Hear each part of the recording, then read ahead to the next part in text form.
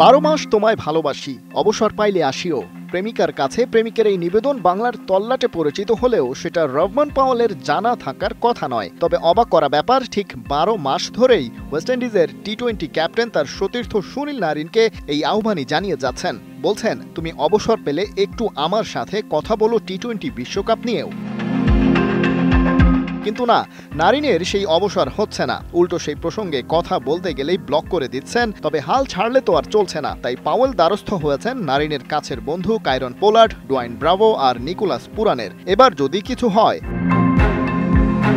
চলতি আইপিএলে দুর্দান্ত ফর্ম তাকে দলে ভেড়াতে আরও মরিয়া করে তুলেছে ওয়েস্ট ইন্ডিজকে। কেবল মিস্ট্রি স্পিনার হিসেবে যার যাত্রা শুরু, সে হয়ে উঠেছে ফুল টাইম অলরাউন্ডার। কলকাতার হয়ে চলতি আইপিএলে এখন পর্যন্ত তুলেছেন সর্বোচ্চ রান, পেছনে ফেলেছেন ফিল সল্ট, আয়ার আর স্বদেশি আন্দ্রে রাসেলকে।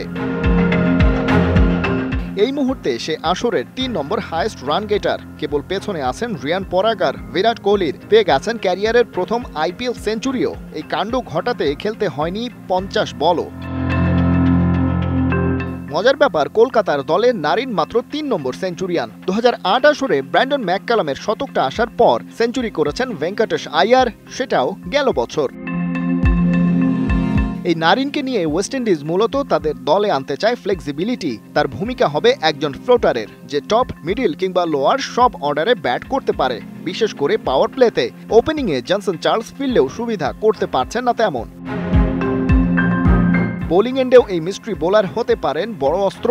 তাদের হাতে এখন ফ্যাবিয়ান অ্যালেন, আকিল হোসেন আর গুদাকেশ মতি থাকলেও তাদের সবাই বাঁহাতি অর্থোডক্স স্পিনার। এদের মধ্যে আবার কেবল মতি ভালো টার্ন পাচ্ছেন। পার্ট টাইম স্পিনার রস্টন চেজের চেয়ে নারিনই ভালো অপশন। ওদিকে ওয়েস্ট ইন্ডিজের বেশ কয়েকটা উইকেট এবার যে স্পিন ফ্রেন্ডলি হবে সেটা তো জানা কথাই।